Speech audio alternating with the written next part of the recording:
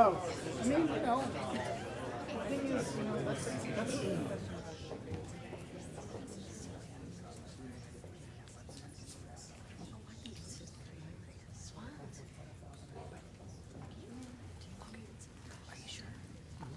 Hi everybody, my name is Ashley Fisher. I'm the brand new interim publisher of the Austin Monitor.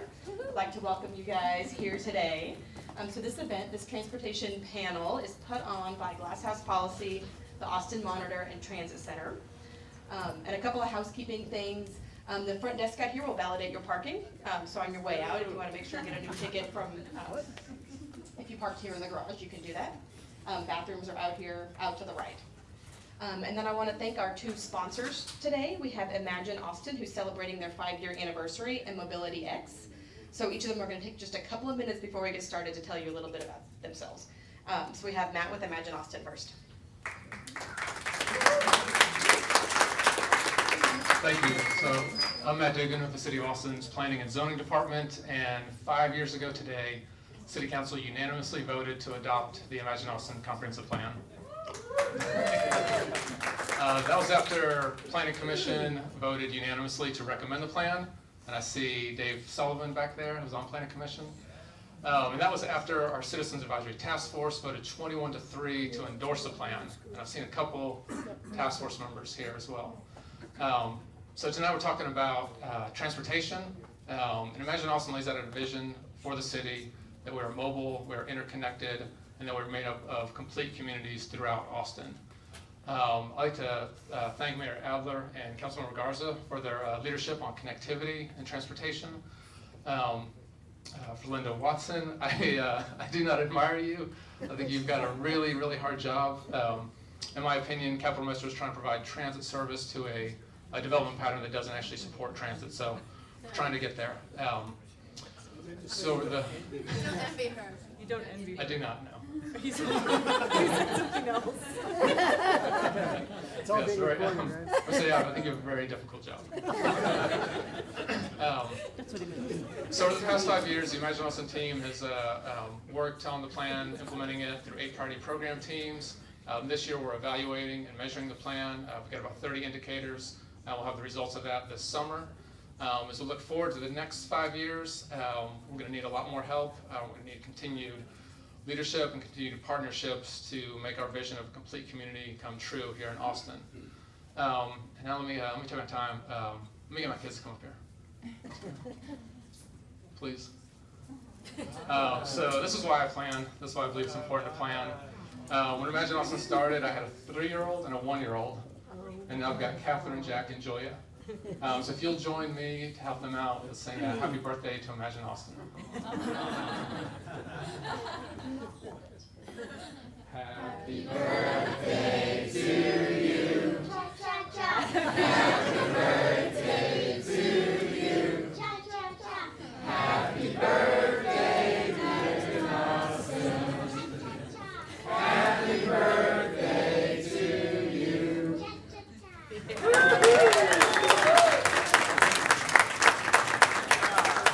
Thank you, Matt. And then we have Abba from Mobility X. I can't follow that. Thank you guys so much for joining us, and thanks for inviting us along this awesome panel. I just want to quickly introduce myself. My name is Abba. I'm the programs manager here at Capital Factory with Sean Duffy here, my colleague. And we want to briefly introduce Mobility X, which is our newest initiative with Daimler. That is our partnership that is growing here at Capital Factory. If you are in transportation and mobility, moving things from A to B, we want to hear from you. This is a totally new program, and we're really looking to build out the community and see where we can get plugged in and sort of best help make this in Austin a more mobile place. Really quickly, oh, it's not up there, but we have, okay. We have a July pitch competition coming up that we're really looking for innovative solutions using emerging technologies. If that is you, or you know of somebody who is involved in any of those fields, we definitely want to hear from you. This is a great opportunity to sort of try something out, pitch in front of kind of high-level execs who are looking for new solutions. So again, my name is Abba, and we have Sean here, so please reach out, mobilityx@capitalfactory.com. And there are signs in the back. And there are signs in the back and sort of all over, but we'll be here floating around if interested. And I'll let you guys take it away. Thank you. So now I'm going to turn it over to our moderator, Caleb Pritchard, who's a reporter with the Austin Monitor. And he's going to help introduce the panel and lead us tonight. Be right over here.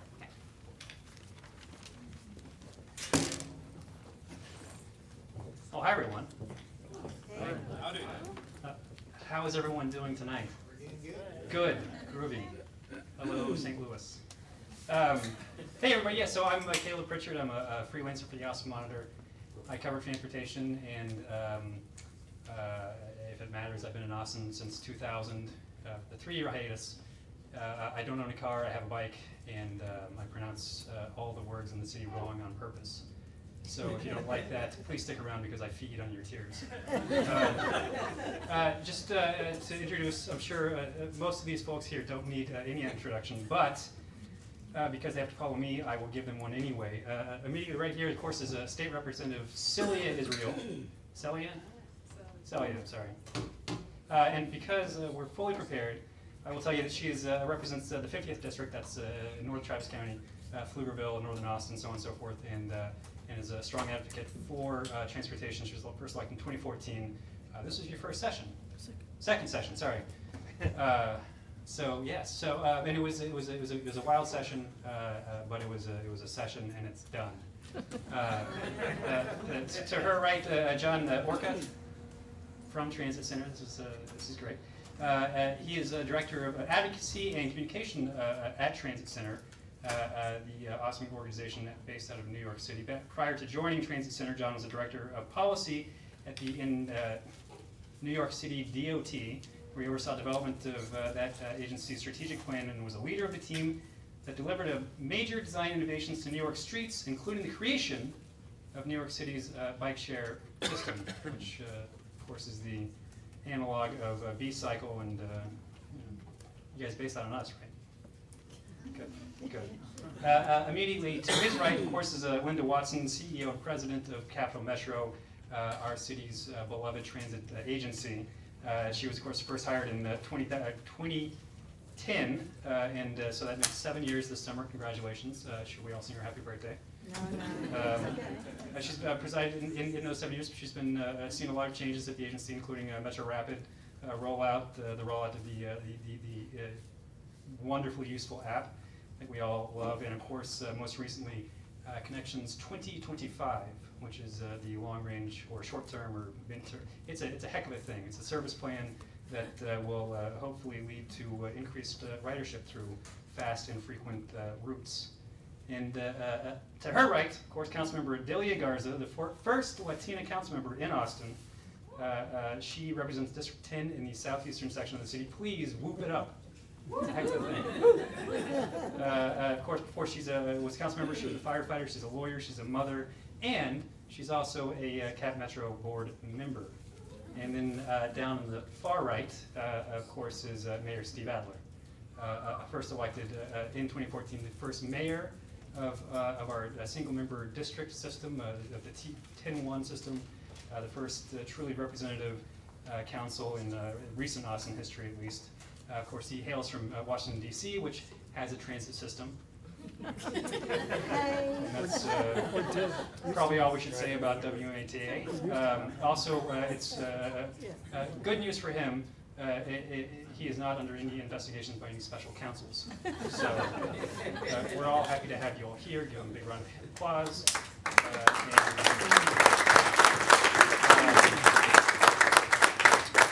I guess we'll start this off with the first question, and I want to direct it to everybody out there. There's hundreds of people, thousands of people here. I want to know how many of you rode transit here tonight? About 33, I think. And that's not all of you. It's not half of you. How many plan to ride it sometime this week? I think those are the same hands. Okay. So there's obviously transit ridership is not for everybody at this current state, which I'm sure. How many of you want to use transit more often? I want to see more hands. I mean, don't be afraid. There's transit advocates here. We're not going to make fun of It's fine. Well, anyway, so that's interesting, and that speaks volumes about the state of transit in this city. Obviously, we are not New York, nor are we Paris, nor are we Lubbock, thank God. But for our esteemed panelists, how many of you rode transit here tonight? I use B-cycle. The out-of-towner did not. B-cycle, come on. B-cycle is a form of, so how many of you rode in cars? I walked from City Hall. Okay, all right. That's good. That's good enough. That's fantastic. And well, that's telling. I guess I should start with transit being an important thing, but so many people who are citizens and much of our city leadership aren't using it. I suppose where do we start? How about on the far end, Mr. Mayor?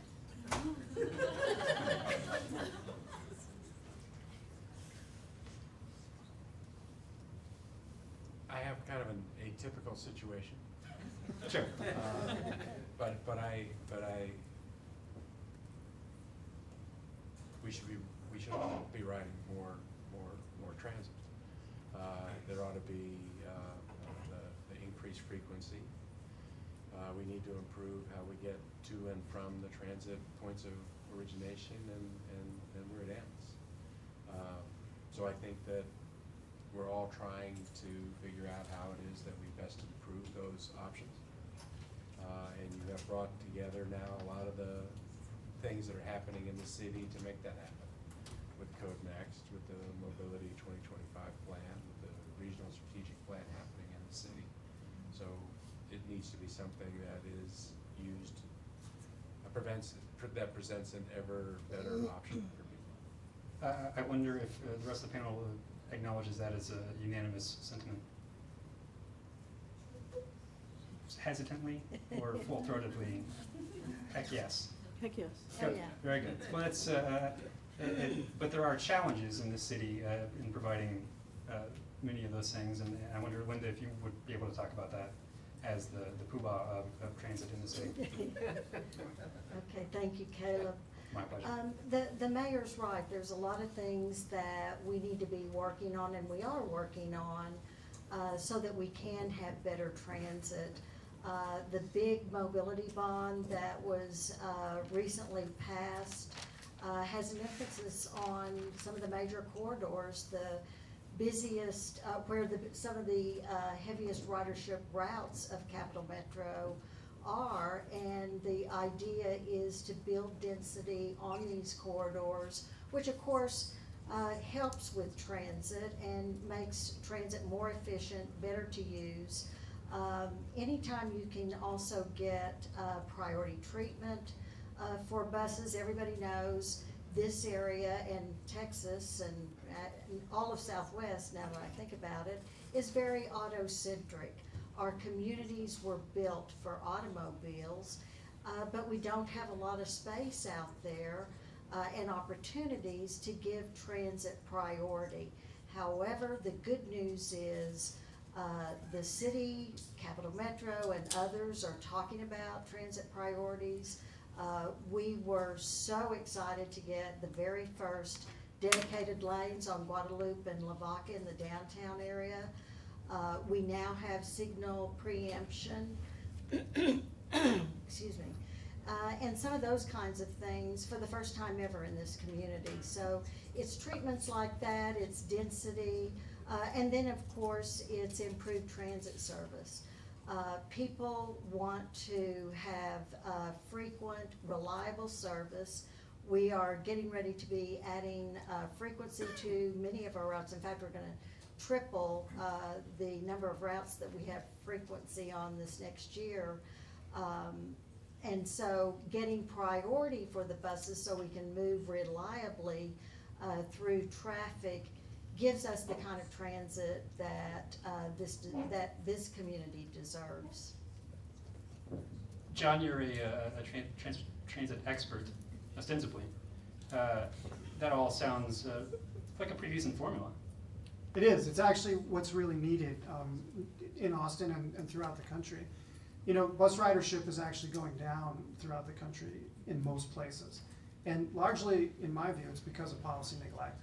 Basically, nobody's working on the problem. And the fact that you have Connections 2025 and a bus-based transit system and an agency in a city that are actually confronting the issue and thinking about frequency, thinking about speeding up buses, sort of puts you on the crest of a wave. We're having a workshop on this issue of reorganizing bus systems in our office next month, and we have about 30 cities coming. But the number of places that have actually done this is very small, and the few places where bus ridership is going up in the country are the places where serious policy and political attention has been brought to bear on the bus system specifically. A lot of places are spending billions on rail and still seeing aggregate riderships go down because they're largely ignoring local transit and buses. Decent policy and such.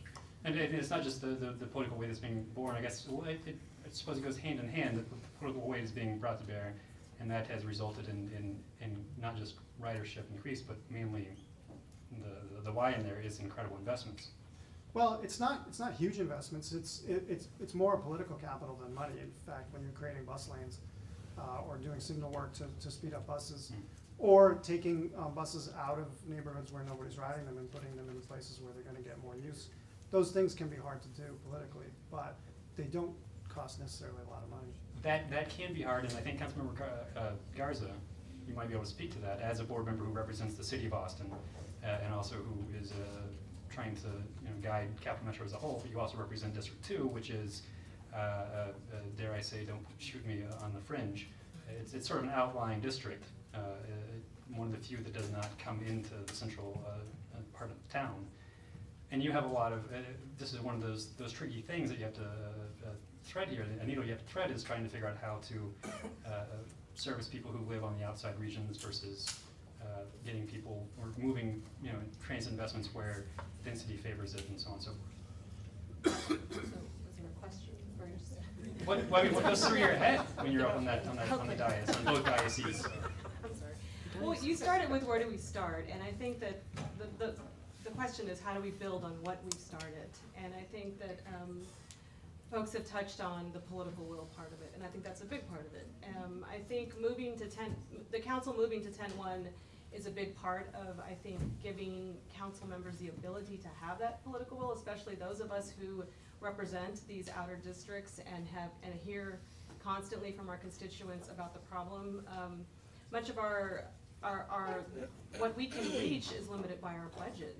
We can either build a system that touches every single Austin resident, but they're gonna have to wait 30, 45 minutes, or we can, move our resources a little more center, but then that is at the cost of not providing transit for people at the end. So I do think that Capital Metro has done, through Connections 2025, a good job of trying to balance both of those, trying to balance that you need to put the transit where the density is, and to allow for that frequency, and so we're not in a position where we're subsidizing each rider at a very high rate, but we also need to listen to the concerns of our residents like mine who live in Del Valley, who are part of the city of Austin, who need to get to their jobs, who need to get to health clinics, who need to get to school. And so it's balancing all these very important interests and working with a very limited budget. And I think that it's going to take Austin getting to, and I almost feel like traffic is not that bad yet, that where we have been able to successfully pass a rail measure. Because I think when Austin gets to that point, I think other cities have gotten to that point. I think when they get to that point, I think Seattle got to that point, that's why they invested so heavily in transit.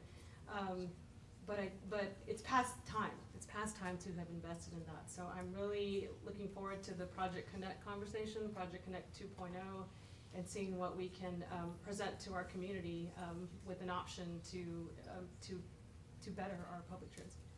That's left sort of unsaid in there, but is perhaps another really pressing issue, is that, and John, I want you to answer this because this is a tough thing that Austin is faced with. A lot of our growth in people moving here has sort of displaced lower income people out to the outer edges of town and other communities that aren't even served by Cap Metro. So how does the city still provide, public transport equitably if they're focused on inner city densities? Well, I think as the council member said, you have to strike a balance. You don't end service for people in low density areas. I mean, serving low density areas is the hardest thing you can ask transit to do. It's not what it's good at. But obviously there is a dimension of public policy that requires it. So you do strike the balance. You don't end service, but do you offer the same frequency of service to a place that's 4 times less dense than another place? Probably not. I think you do need to you need to build some momentum, and it's harder to do that when ridership is declining. You can build on success as you start to succeed. So I think there's some low-hanging fruit to be gained from the frequent routes that the agency is defining. That doesn't mean you end service in other places. Does anybody else want to add anything to any of that at all? Feel free to, anybody, if you want to jump in, go nuts. I can. One of the things we were talking about, how to serve neighborhoods that are not dense, that need transit. One of the things, or one of the ideas that we got to through the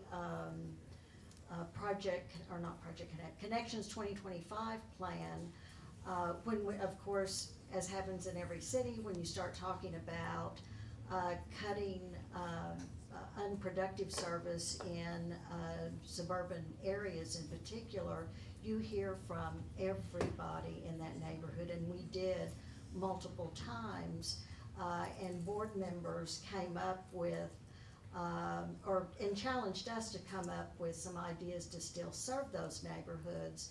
So we have created what we're calling innovation zones, and we'll be working with TNCs and doing other things to come up with some ways to do on-demand type services in those areas. So there's some transit, but not as much as it would cost or be otherwise. So I think we did a decent job of striking a balance there in trying to do both. Just by way of quick commercial, 2 of those being tested right now. Cap Metro has some in some areas, that on-demand service. You should check and see if that's in an area close to you. And Chariot is in town. Ford just gave them the capital to put in another 100 plus of their vehicles in town. So it's an on-demand, non-fixed route way to get to and from transit. Ultimately, that kind of solution could serve the first and last mile solution, so that when you get off the bus and you're still not close to where you need to go to work, how do you get to there? How do you provide service to somebody who doesn't want to take the bus to work because what if a child gets sick? How do I know I can get back quickly? So Chariot, I would just, because they're out there, people should be trying them and seeing if they work.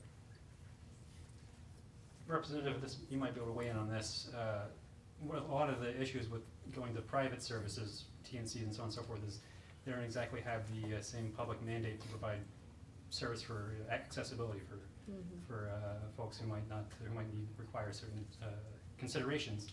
And given the recent session and the recent treatment of Austin's TNC regulations, how can we? Is there any even hope for getting Cap Metro to say, hey, Chariot, you have to have wheelchair elevators on your vans or something like that? Well, the population of those who are mobility impaired had a very warm reception at the Capitol. One of my colleagues, Representative Simmons, is the father of a special needs child, and he was very adamant about, as we move forward on that TNC legislation, that be included. The problem, there's an opportunity for the state, and those of you who are, I sense some geekdom in the audience, and there may be some of you who recognize that in other states, the state is actually a partner with the city, with the region, with the transit authority to say, we could pull down even more federal money if we put some funds into the pot and show the feds that we're all in this together. Right now, that's not gonna happen in Texas, I'm sad to say. But on the other hand, I remember when, I'm most excited about the Managed Lanes project. Because I remember when I testified in support of that at Campo, and it had a lot of my more liberal friends raise their eyebrows at me like, what? And I said, think about it. This is gonna be the first time in our region's history that you're sitting in traffic going through the heart of my district, Palmer Lane and Mopac. And you're sitting in stop and go traffic and the bus is gonna pass you by. There's an incentive there. So to Cap Metro's credit, they have been working with MOUs with our friends in Hayes County, Round Rock, you guys just did an MOU, or in the process of doing an MOU. So the intersection of affordability and transportation has never been quite as vibrant, scarlet red as it is right now. So I'm more excited about the opportunity for the state that is politically unavailable to us as a purse, but might be able to be supportive of assets like more managed lanes once Mopac is finally finished, where we can look at the 10 or sensors. 15 years. And when we can look at the sensors, I'm ignoring you, some fine day, we'll be able to not only look at the sensors that they build along these, and they can tell us how is congestion affected, but we'll also be able to look at the ridership from Cap Metro's rubber tire vehicles and demonstrate in cities that have done this, transit use goes up. It's just a matter of a factor by how much. So transit use is going to go up, and if you look at the map, I'm the only Central Texas person on the Transportation Committee, so I'm also sympathetic to the fact that there are people from the outlying areas who are trying to get into the urban core, and they are hurting. Their families are hurting financially because of that, but they've chosen to make that decision so that they can afford the house that they want in Pflugerville. So I'm always more glass half full, and I'm excited for the completion of that project, because that will lay the groundwork for how are we going to fix or make I-35 better, for example. I'll come back to that in a second, but that's a good segue into affordability and housing in the inner core. And I guess right now there's a little small city program going on. There's something called Code Next, which could, in theory, fulfill certain principles of Imagine Austin and provide more housing in certain areas where it currently is not allowed. And I wonder if Mr. Mayor or Councilmember Garza, you guys would talk about any of that and how that's going right now, and how you hope that will affect transit operations in the future. Sure.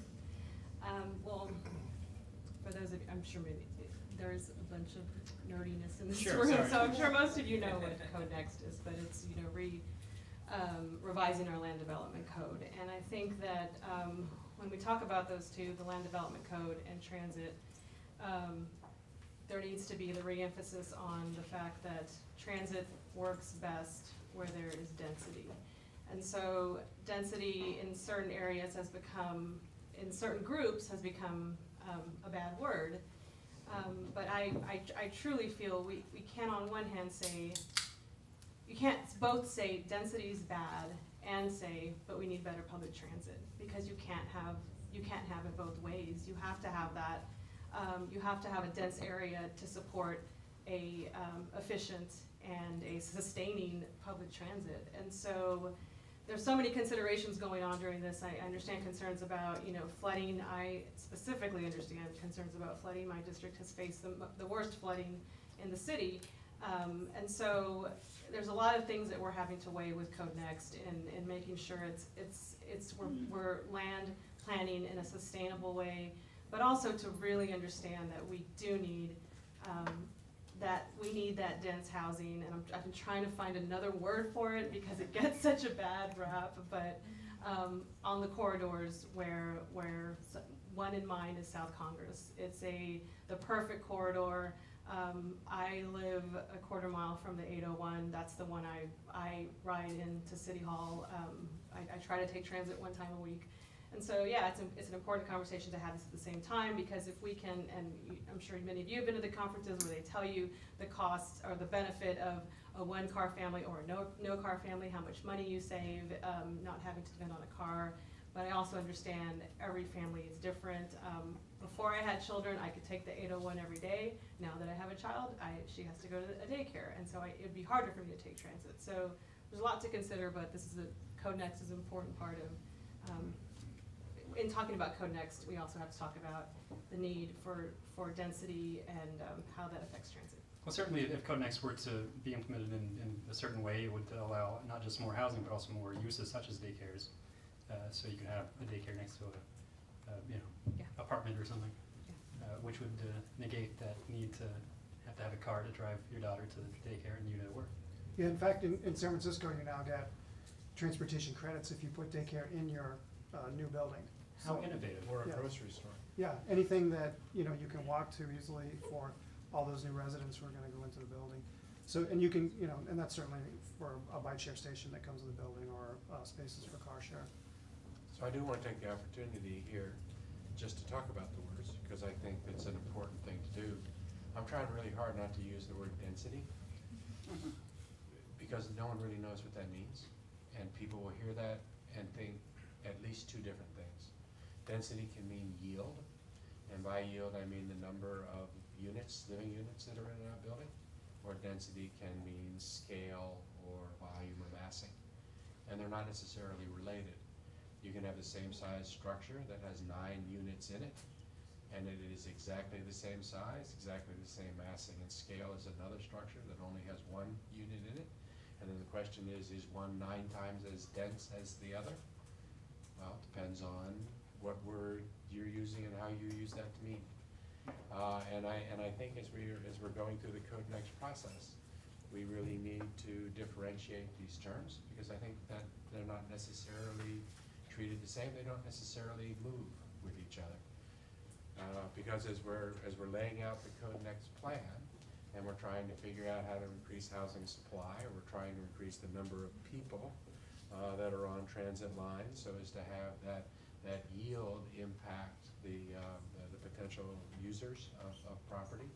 As we talk about putting in uses in forms that we're used to seeing, that's another element of what we're talking about. We also have the opportunity, and we'll see that get laid out on Friday, some additional yield bonus tools. There may not be density bonus tools. There may be density bonus tools, but a yield bonus tool might be different than a scale massing bonus tool. So we need to take a look at that as that comes through.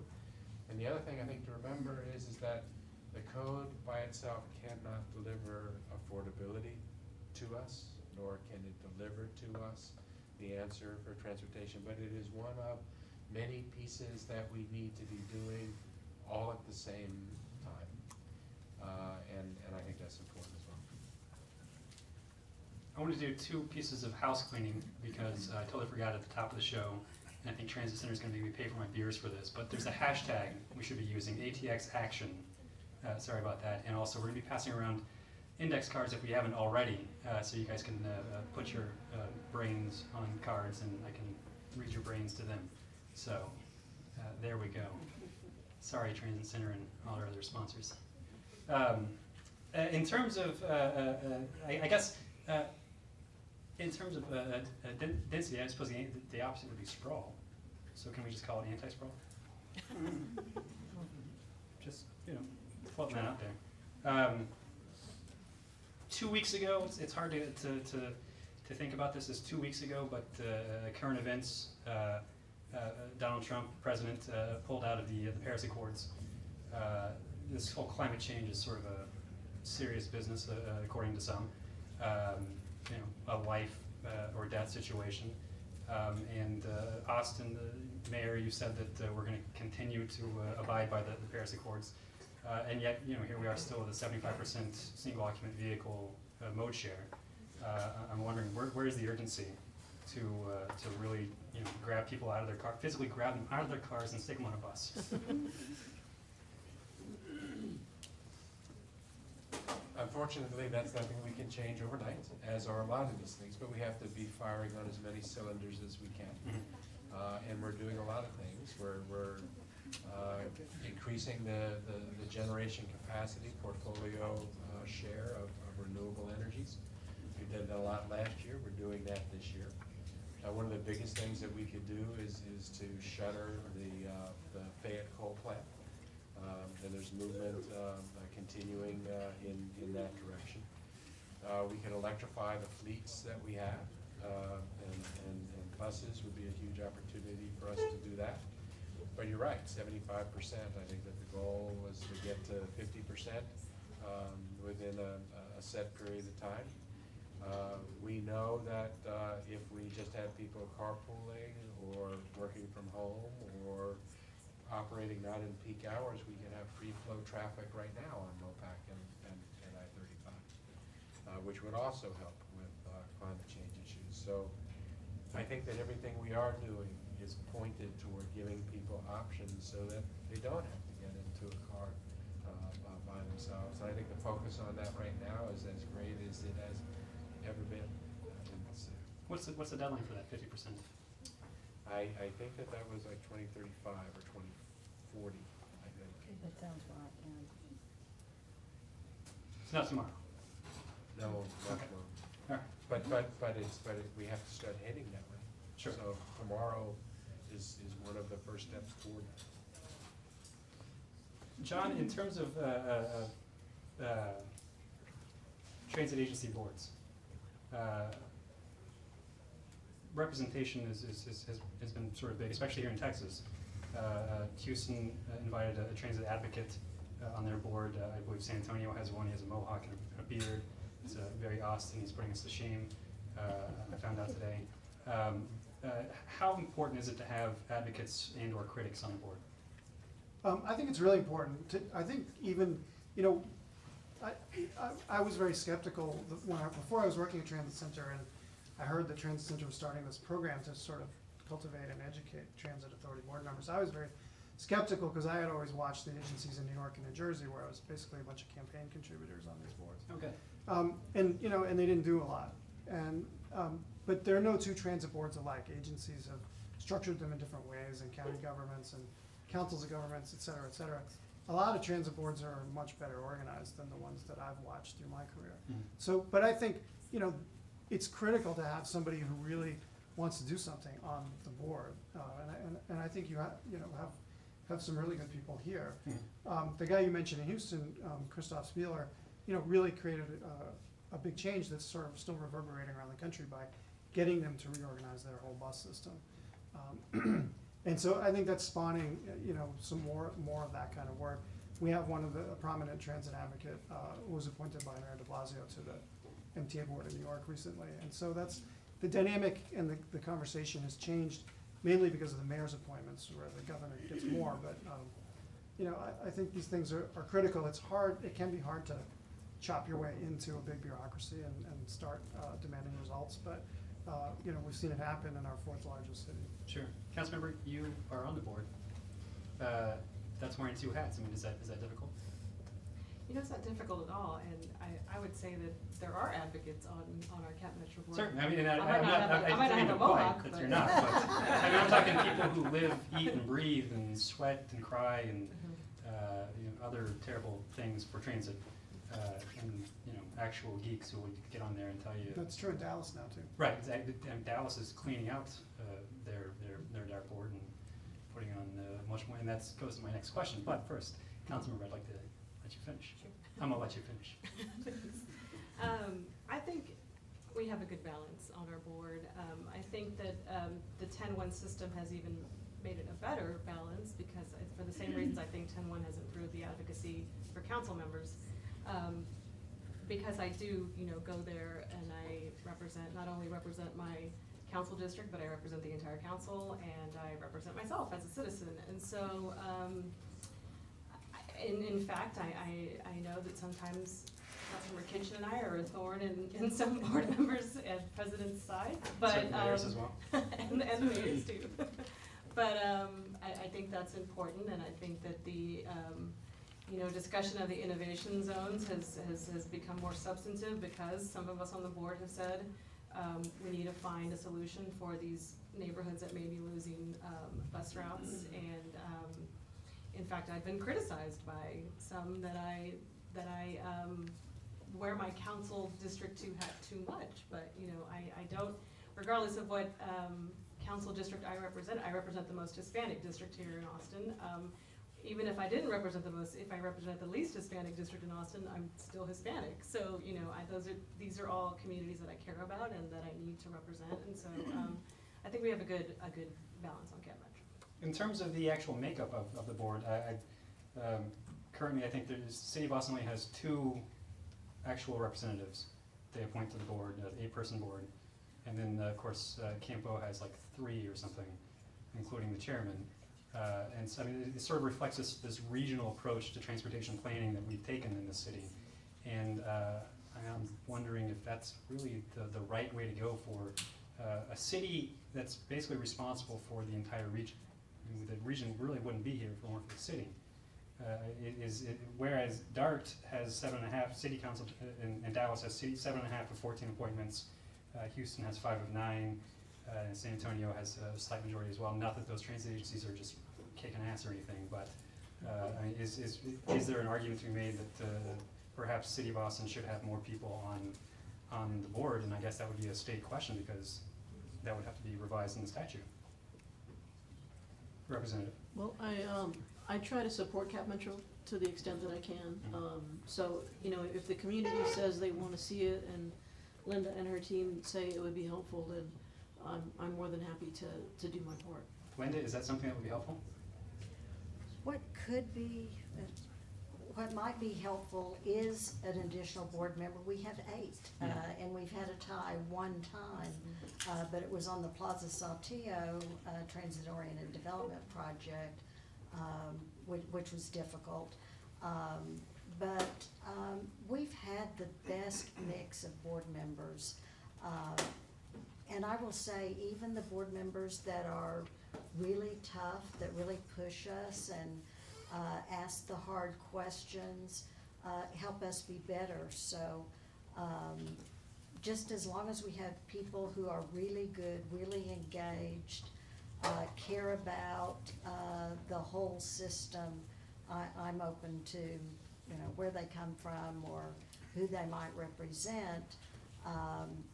What we're really interested in are the board members that really engage. And the requirements I think are like City of Austin appointee, or I guess 2, and there's like one requirement that you have to have 10 years of management experience or 10 years of finance experience. Right. But there's no requirement that you have to be an active transit user or someone who's familiar with the system at all.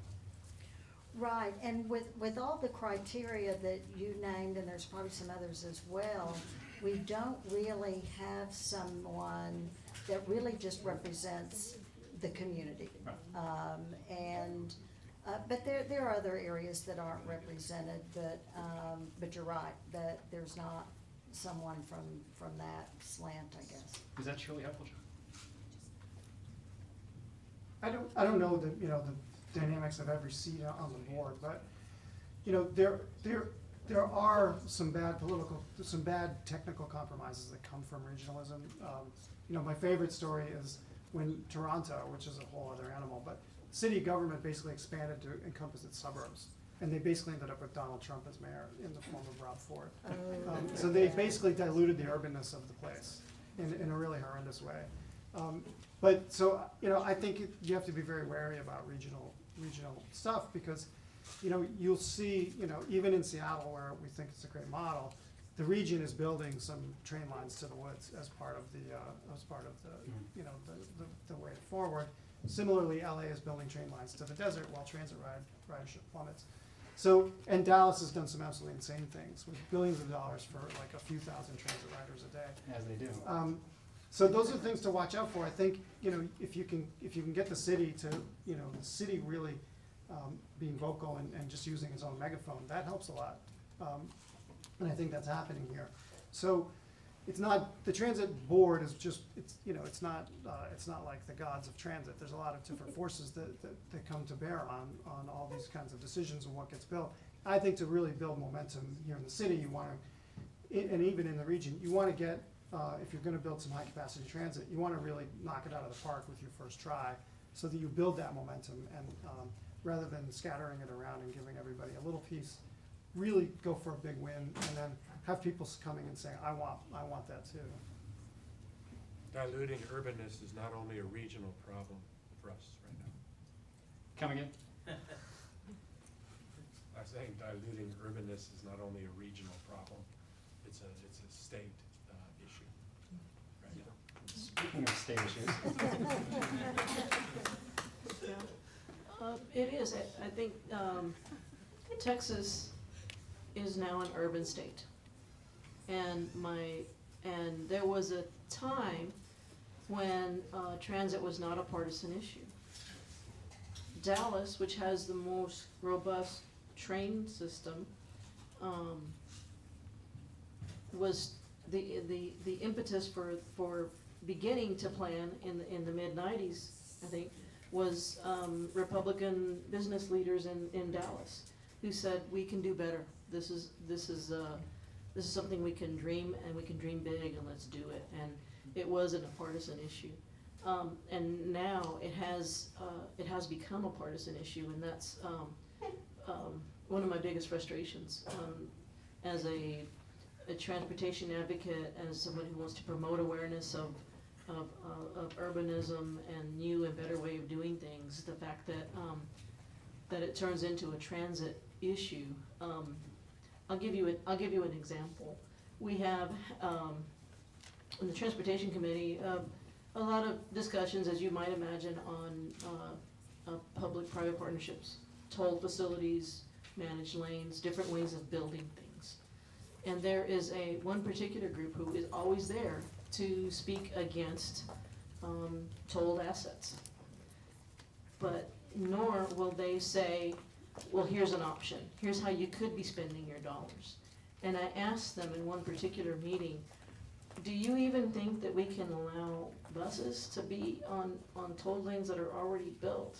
Would you support that? So that in the future we can plan for transit in future assets that we build. And they told me very easily and simply, no, they don't support transit use of managed lanes or tolled lanes. You can tell that to somebody who's living in Manor, or Pflugerville, or Hutto, or Kyle. So I put that kind of perspective in the category of Tea Party, liberty-loving, small government, but I also am frustrated by that because it's not an answer. It doesn't help us move forward and think bigger than Dallas. that's called.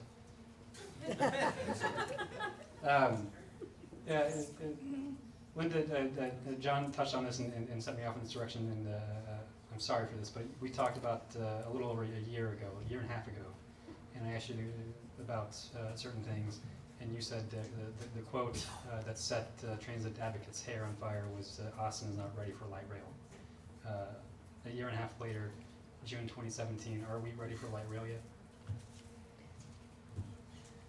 That's a good question.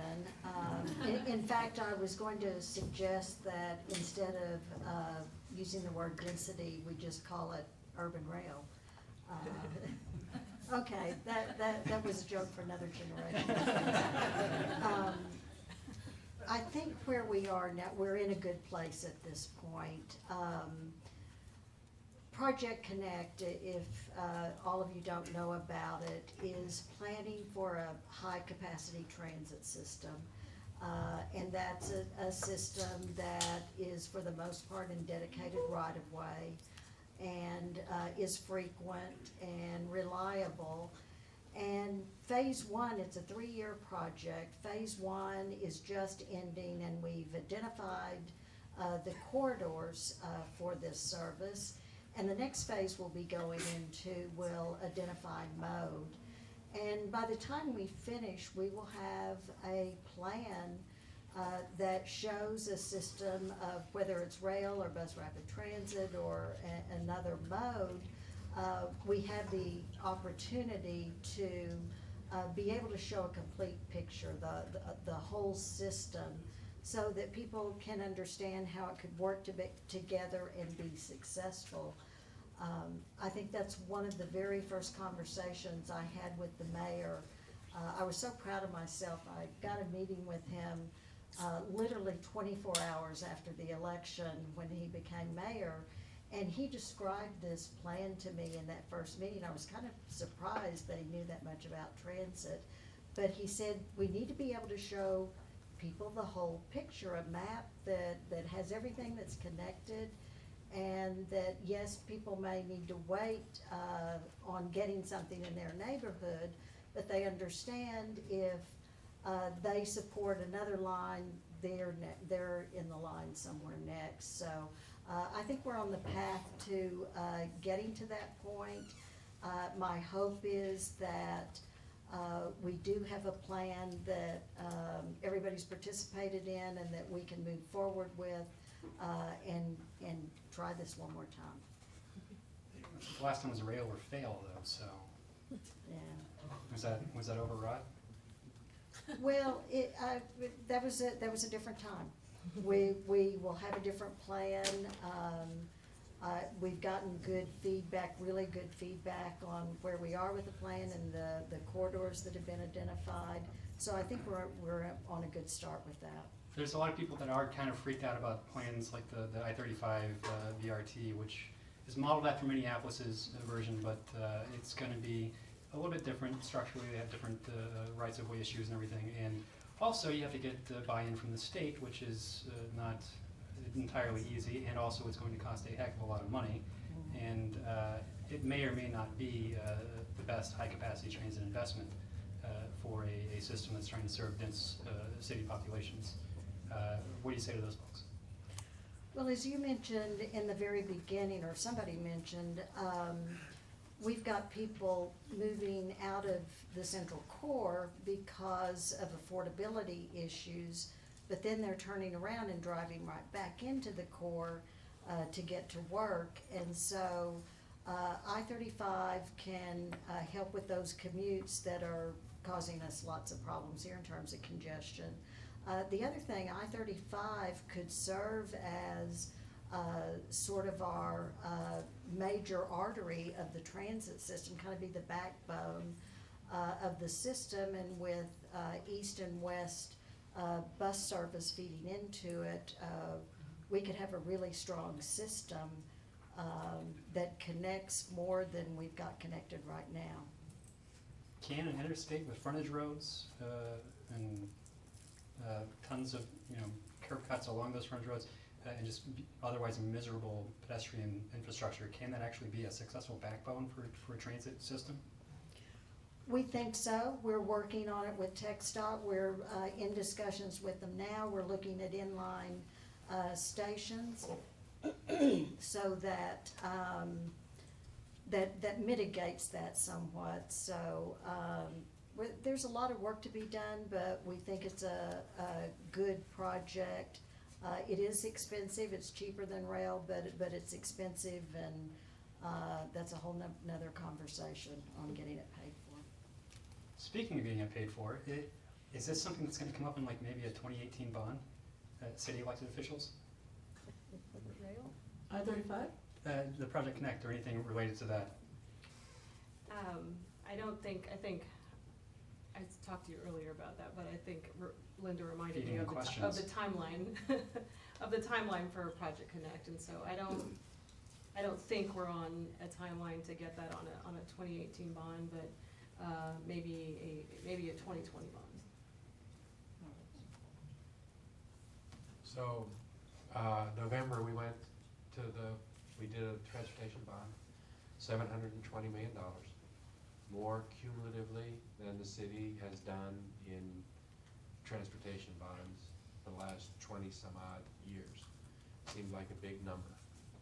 On the same day that we went to the polls for that $720 million, Seattle went to the polls and approved a $54 billion regional transportation plan. On the same day we went to the polls with a big bond at $720 million, Phoenix went to the polls with a $26 billion regional transportation plan. If we were to extend our property tax and extend the amortization period, trying to raise as much money as we can raise on a property tax, which is the lever that we have, we could raise a little over $2 billion. We need a lot more than that. So I think that, you know, as we sit here and look, one strategy for us, one thing we need to take a look at, is we have, for the very first time, Cap Metro and the City of Austin working together on a regional strategic mobility plan, expected to come back to us in 2018, which has that whole picture for what it is that the region does. And then I think we have to be prepared at going to the legislature in 2019, and as a region, and going to them and saying, either help us pay for this, or give us the ability to be able to raise the money regionally to be able to do this, the same way the cities that we're competing against are given that ability to do that. If we were able to do that in 2019, we would be able to then implement that in 2020, which I think would be a good election for us to be able to do something like that. But that's like,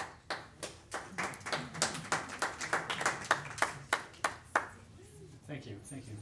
I'm glad you mentioned the last year's bond, because the concurrent resolution the council passed with that laid out some specific requirements for, what was I saying? Some specific requirements, rather, for what the corridor improvement, the planning program will be.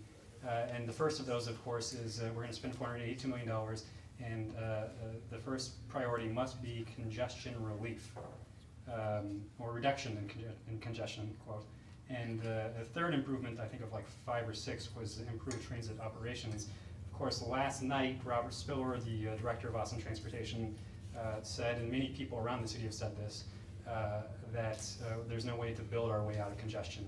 And congestion is, in fact, a factor of our economic success.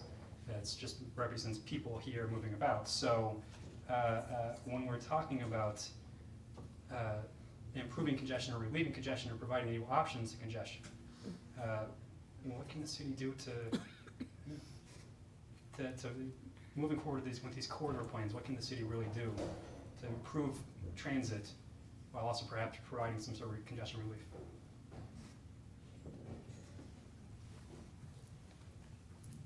I think that there were 3 goals that were set as the priority criteria, and then there were 5 things to also consider. And those 3 goals, 3 priorities, spoke to congestion, it spoke to moving people, and it spoke to transit, enhancing transit. And I think that you do those kinds of things by doing corridors that are going to promote yield, so that you have the usership. You put the kinds of uses proximate to the transit, so that people will use the transit to be able to get to the uses that they need without getting into a car. You build roads in a way that optimize transit use with the queue jumps and with taking and creating dedicated bicycle ways that are physically separated from traffic. Ultimately, I think you're right. Ultimately, you can't build your way out of congestion. If we were to build 3 more lanes right now on Mopac and 183 heading out to Leander, when you think about what would immediately result if we did that, 2 things would happen. The first is that there'd be much freer flow traffic, because we'd have 3 lanes. As soon as we had freer flow traffic, what would really happen as a result of that work is we would immediately increase the price of homes in Leander by 1/3, because people are not buying homes in Leander right now to commute to downtown Austin. But if we could make that commute happen in 15 minutes, then a lot more people would buy homes in Leander to commute to downtown Austin. So we would be creating then a lot of people, we would be raising the house prices in Leander, we'd have more people commuting to get to downtown, and in short order, we would have the same congestion on 183 that we have today. That's what happens if that's the solution that you're looking for. So the corridor plan was designed to look at those areas that we had already studied, that where you could build the greatest yield of people, where we could actually fix the layout of the cross-section in a way that would promote initially bus transit use, potentially other transit uses in the future. Those are the tools that we have available to us. I'm sorry, I was reading the comments, so I didn't hear the full enumerated list at the end, but you talked about we can't add lanes. Is there a way that perhaps we could take away car lanes? Was that anything that you mentioned? That would go over real well at the Capitol. It's I mean, I'm not talking necessarily on 35 remote pack or anything, but on, say, Guadalupe, Lamar, Riverside, Cedar Chavez, Well, the plans that we went to the voters with did not have us, except in limited areas, creating removing traffic lanes and creating dedicated bus lanes. It was also apparent in that election that I'm not sure if that had been the intent of the program or the contract with voters, we would have had something that passed. If we're able to create a system that works, if we're able to in fact build out these corridors in a way that promotes the kind of communities and corridors that we're talking about in Imagine Austin, if we're able to increase the frequency and the rate of transit, if we're able to make the system work, it could very easily be. At that point, the community looks at it and says, this is a really good exchange for us to be making. So it doesn't preclude that from happening, but it didn't set that out as what we would be doing initially. And I think that was the right decision to make, because we are on a path to providing us lots of options, not to the exclusion of any, including the one that you laid out. If the system could warrant that, and if the people's usage pattern got to a place where that's something that they wanted.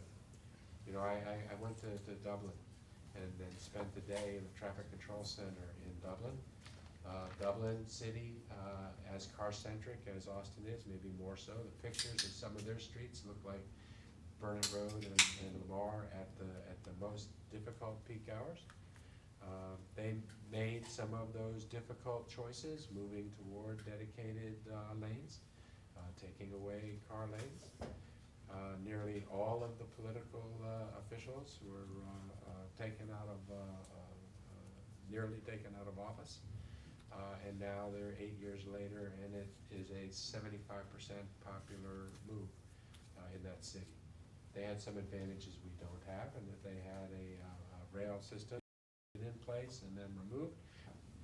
But when you look at the pictures of lots of cities that look like Austin today, they're cities that start trying things that are new and different, that provide people meaningful options. People are going to get on buses when it actually moves more quickly than cars and more cheaply than cars. Gail, one of the things that I think is an opportunity in an expanded street program is that Austin already has in its transportation department some really smart and good street designers. And in fact, Austin's probably one of the leading cities in creating protected bike lanes around town. And it's not, and when you're starting to look at Vision Zero and those kind of pedestrian safety improvements, it's not a big stretch to add the kind of transit supportive street designs that good street designers can find in say San Francisco or New York, which have been practicing Vision Zero since 2014. When those guys are out there looking at the top 20 high crash corridors, they're often finding it's in places with a lot of bus riders or a lot of streetcar riders in San Francisco. And so there are little tweaks to bus service and the way the street can more efficiently deal with bus riders, even in stop design, but a lot of real just pedestrianization, pedestrian-friendly walkability improvements. I mean, we talk about density as a condition for transit, but what that really means is a place people can walk. So there are details of street design that are required as well. You can build a lot of tall buildings and still have kind of a gnarly pedestrian environment. But you, with the street design people you have today working for you, I think you can do some really interesting stuff to really enhance walkability on your existing bus routes. And that just makes it easier for people to use transit. Since I've already thrown Dallas under the bus, I might as well throw Houston too. Tall buildings with gnarly streetscape. It's Yeah, and downtown. in fact, when Houston redesigned its bus network, the city was not part of that process. So you now have these high-capacity, frequent bus routes intersecting in these completely unimproved intersections and spilling people out to switch to the next bus on the cross street. And there's nothing in terms of enhanced crosswalks, more sidewalk space. No bike places. Yeah, nothing for bikes, but, basically, often just sort of a signpost in the dirt. And that's a great point. A lot of our investments are in very expensive parking rods, but many of our bus stops are signs in dirt. Linda, is there anything on the program for that? We have some standards, ridership numbers that we need to achieve, daily ridership numbers in order to have improved bus stops, like shelters. And we do have, and by the end of this year, we will have 99.9% of our bus stops will be accessible with curb cuts and sidewalks. And that has been a huge. Please clap. Yeah. This is so good. And we couldn't have done that without a joint partnership with the city of Austin. We would put $2 to $3 million into the program every year, and they would as well. And we worked together, I think for the last 5 years or so, to achieve that. So we're getting there. Of course, when you have improved bus stops, you need more people to make, for maintenance and all that stuff. So part of it's cost, and you just have to weigh that with numbers of people you're serving. But we're in Austin, it's hot, so there's challenges. Shade is good. Shade is really good. And as an industry, we have not come up with a bus shelter that really works. Of course, doesn't move with the sun all day long. But we just haven't done a good job of coming up with shelters that really work. Anybody else add to that? How are we doing on time? We're good? 7:30, what? Okay. 8:35. Well, I know what time it is, but how much time do we have left? 30 minutes, thanks for the words. Well, good, then how about we hand it to, we've got a bunch of audience questions and a bunch of them, and I tell you, I've got a stack here. These are just the ones I can read. The other ones are good, probably, but we don't have desks for you to write on. You're all beautiful people otherwise, though. First question, I guess I'll just throw this out there. It's a two-parter, but first part, this event is validating parking, but not transit passes. Which is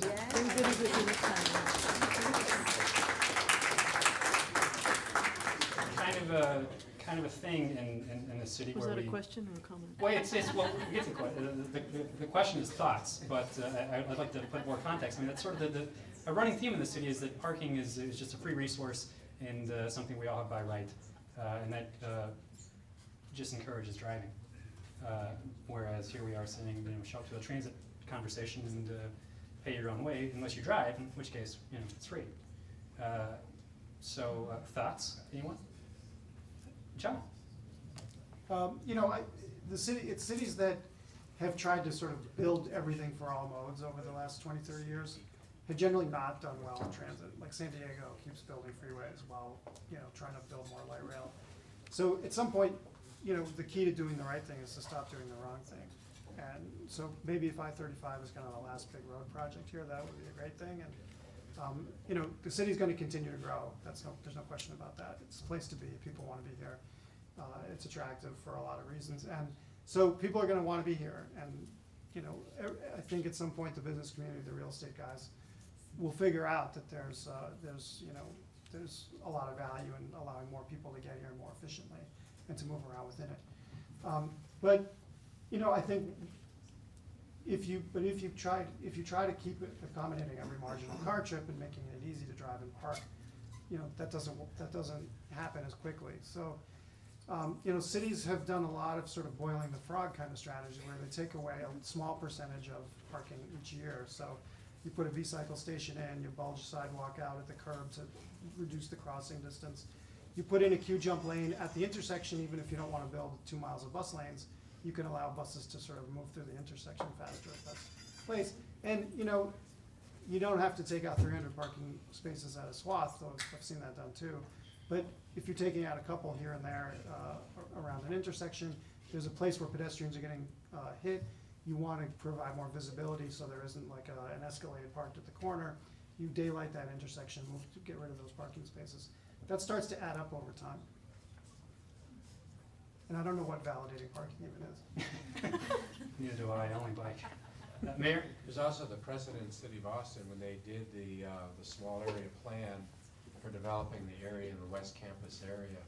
One of the provisions of the regulating plan in that area was a decoupling of parking from buildings. So there's precedent for that already in our land development code.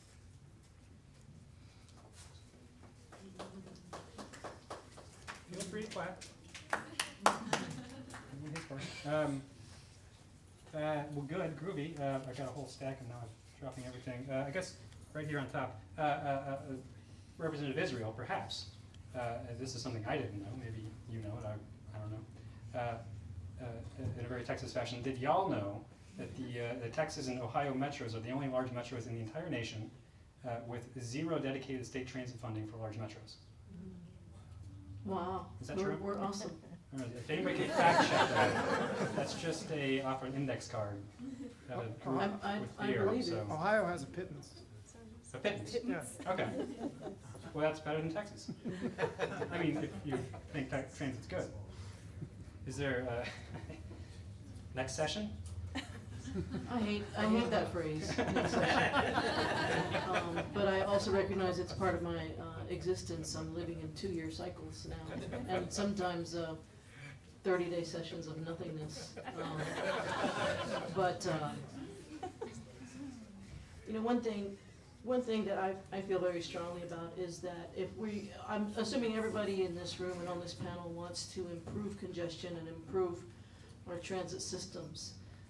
There's something that we haven't talked about, and that is the voice of you collectively is so important in enforcing change. And I don't mean that just from a political sense, but I mean it from a we believe in ourselves sense. And I don't know how many people continue to tell me that nobody uses the red line. Nobody, it's always empty. We're a bunch of whiners and complainers, and don't let facts and data get in the way. But those trains are full at 7:50 every morning when they unload at the convention center. Thanks to a rare grant from the state of Texas, you got a $50 million grant. We will soon have double the capacity of the red line. And we have TOD real estate set aside in Elgin and in Leander.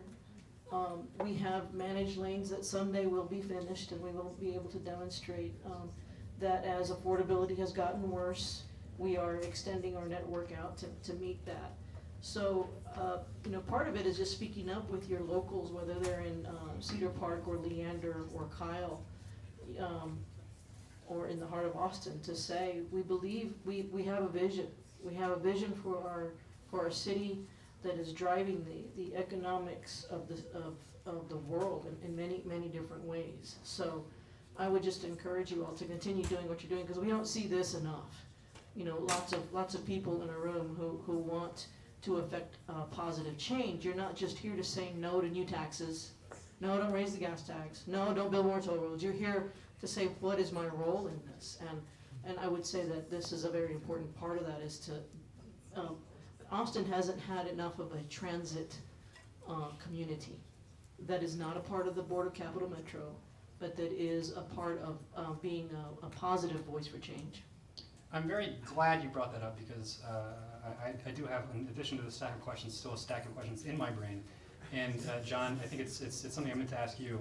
As a member of Transit Center, which is a group that tries to empower transit users and transit advocates, what can transit advocates do to get with Cat Metro and Linda? What can Cat Metro do to better interface with transit advocates? Well, I think it's a two-way street. I mean, part of it is transit advocates need to develop a track record of helping get things done. So there's lots of, there's always lots of good ideas, right? Good ideas are a dime a dozen. The people who change the world are the ones who figure out how to put them into reality. So, the battle is really political, not intellectual. We know how to build protected bike lanes. You can find people to come in and build light rail. You can do whatever you want, technically. But the issue is politics. So the question is, of the 100-odd people here, are you guys an organized force that can show up if Linda wants to build a queue jump and change an intersection, or if the city's gonna take out some parking? Are you guys able to, mobilize some percentage of you so that the community meeting about that is not just 15 NIMBYs against the government? I mean, you do, one of the guys who spoke here at the beginning talked about how hard Linda's job is, and everybody up here has, except me, has a really hard job. And it's because, they all want to do things and go out and implement and change the city and make it as good as it can be. But there's always the balance, how do I have space to do that? And, in a lot of the cities where transit is a newer issue, you don't have established groups going out and organizing it. So if the 100 people here were some kind of, Riders Alliance of Austin, that could be a very different dynamic when the parking is coming out, or the walkability improvements are gonna actually build some sidewalks that on some grass strip somebody owns, where that becomes a political issue. So, when I was in city government, I was always on the phone with the advocates saying, okay, we can't have a community versus government dynamic to build this thing. You guys need to come in and at least create a sort of balance of power. And Bloomberg would always say to his commissioners, if you're taking it equally from both sides, you probably have it just about right. So at least creating that force that can come in and talk and say, yeah, we want these things. And yes, advocacy role is also to push government and try to expand the realm of the possible. But when government is really trying to implement your agenda, it's a different thing. You're no longer rooted in protest. You have to come out and make those strategic decisions where to support. And having the back channels to the people who have to make those calls can really, really help make sure that you show up at the right time and that you also have time to get your people in the right room. Kayla, can I add something? If your mic works. Please, can I add something? Oh, you may. Thank you. Right away. I find myself speaking in terms of the region. Another example of advocacy is not just with the city of Austin, but with the city of Round Rock, for example. A major development called Kalahari Resort is being planned next to the Dell Diamond. Routes are being planned already, roads are being planned. What if that park and ride had a daycare facility in it, and dry cleaners in it, and a whatever else would make sense? So the transit riders of Round Rock need to stand up as well and say, we are high growth, we are high tech, and we can think and plan and do things better. So I don't want, if you can't tell, I'm in a different political air space than some. So I want to make the case for a need for us to speak up in concerted and targeted ways throughout our region. We are running deathly low on time. Perhaps two more questions. One, talk about bicycling. I feel that it's fun. Three, because we have so many questions here, I'm just going to ask it on behalf of everyone. Linda, Councilmember Garza, where can these people come and talk to you? With these, many of these, most of these, all of them are great questions. And I'm wondering, how can these people come and interface with you, and how are you going to reach out to them? I mean, those meetings, those board meetings, are a little lonely. I know you have me, but beyond that. Well, I would say even at board meetings, you can't really, it's not a Q&A type of setup. You do have the opportunity to speak, but it's never a. It's a small room, Q&A they can come yeah. talk to you after, before. You know, I'd say that different council members have town halls. I have town halls. I've hosted three a year since I've been in office, and often Cap Metro is the subject of my town hall, and I'm there before and after, and can have that one-on-one. You are also always welcome to call my office and ask for a meeting. If I can't meet with you, one of my staff can meet with you. I think there's lots of opportunities. You can always send an email. I can only speak for myself, and I think most of the council members and the mayor we do read our emails. We get a lot of them, but we read our emails. So I think there's a lot of opportunity, and I want to speak into the advocacy as well. It's so important, and Cap Metro is hard because it's a noon hour, and so I understand people, working people might have trouble, but at the same time, maybe it's easier for working people. You can come during your lunchtime. It's so important to have people there speaking. There was an issue on the council meeting last week that was controversial. It wasn't about transportation. I actually wasn't able to be at that meeting because I was in DC on city business, but it was, social media exploded over, it was an appointment, people were outraged, people were, how could this happen? Guess how many people showed up to speak on that item? Zero. Wow. Zero, on a really controversial issue that people were so angry about on social media, blowing up, people that I knew that were, that I was friends with, and not a single person showed up to speak on it. And so, I think it's great to show your activism via social media, but it's also really, really important to show up as well, or send an email or something. Wendy, quick thoughts? I would say, first of all, ditto, but we also have links on our website. You can contact us with information. You can comment on Project Connect and other things. We have lots of outreach events weekly throughout the community. Send an email, Facebook, same kinds of things. I think that's probably it. So do we have time for final statements from anybody? If anybody wants to give like a 5-second final statement, goodbye, we love you, thanks for voting for me, anything like that. Okay, well, I guess, oh. That's good, no, it's okay. Okay. You sure? Positive, all right. I'll say, okay, I will. Good.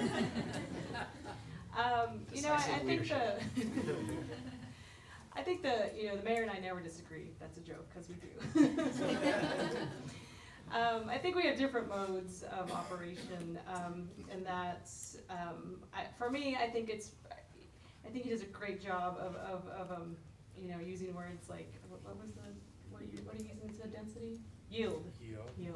Or scale money. Yeah.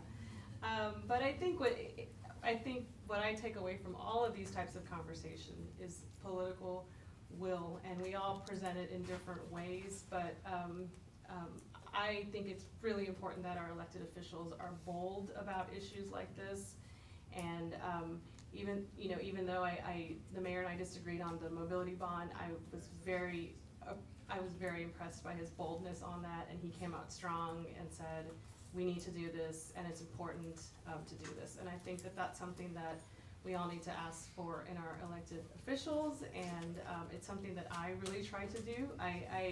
I really try to come at all these kinds of issues with, I'm not afraid to step away from certain terms. I think it's important we use whatever we think is right and back it up with the data, and do it because you think it's right. And so, and in order for us to have that boldness, we need people, backing us and there for us. So that's all I'll say about this. But it's so important for us to invest in our transit system. It's so important. I don't think we're going to solve our congestion issue by investing in roads. We need to invest in our public transit, and I will continue to do that. Very good.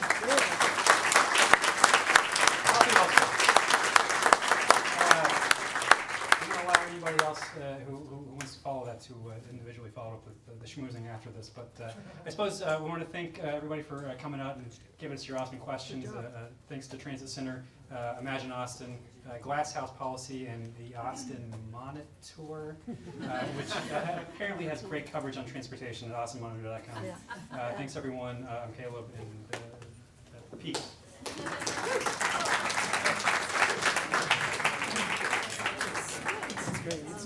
can't imagine what it's like.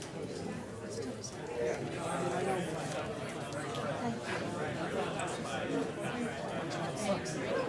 I know. It's not as bad as Congress. We like each other. Give each other love.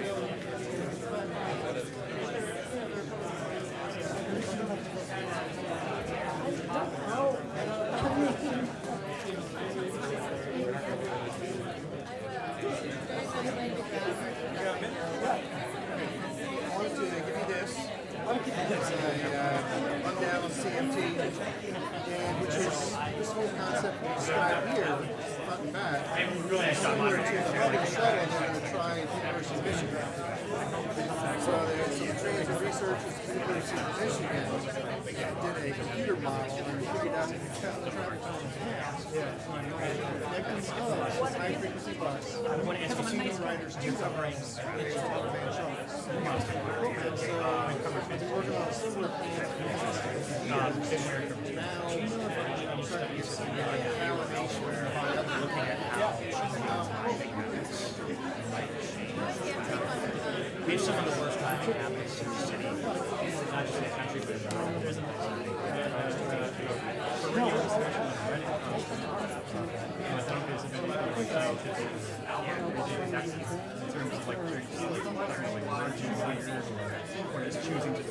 well, I can't remember. Yeah, sure do. Yeah, no, I'm.